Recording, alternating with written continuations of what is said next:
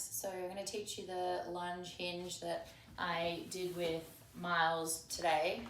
Pretty simple, and I'm sure you have a version of it yourself anyway.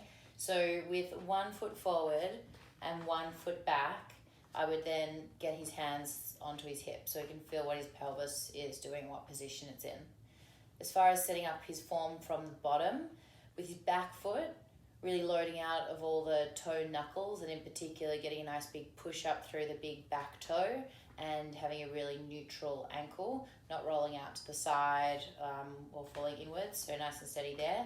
And then with the front foot, toes pointing forward, weight in the heel, weight in the big toe, weight in the outside of the foot. Knees pointing forward or just slightly to the side, and then coming up to the pelvis and making sure that the pelvis is nice and square.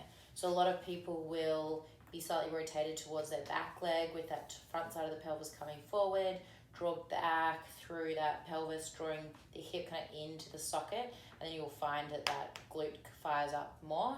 With the upper body, if people are drawing that hip back, often you'll find then they over-rotate. So I want to try and keep the body really square while keeping the feet, legs, pelvis square, and then the middle of chest was pointing forward. Sometimes, and not with Miles, I might need to change kind of the tilt of the pelvis, but he kind of set himself up pretty well. We didn't need to hitch up through the left-hand side at all. From there, foot should be working hard, glute's working pretty hard, core is on, and then I would take that into more of a challenge by hinging the body forward and bringing the body back on up again and getting all of that work to happen at the hip joints.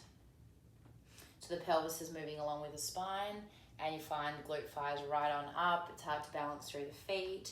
And then the more hinge he can be in time, the better. But I want something that he can control with his core. He can feel the back working, but it doesn't feel like pain. It just feels like hard work, and then be able to hold that spot. So maybe it's a little further up from there. And then once he's there, all of this is working really pretty hard. Then trying to make that lever longer by maybe hands come out and back in again. Maybe they stay out. That's going to be pretty tough. Maybe you have weight in the hands. Maybe the arms open and close. And then really looking for that long body with a nice stable glute and foot on that front leg. And then from there, you can also kind of hinge as well. There we go.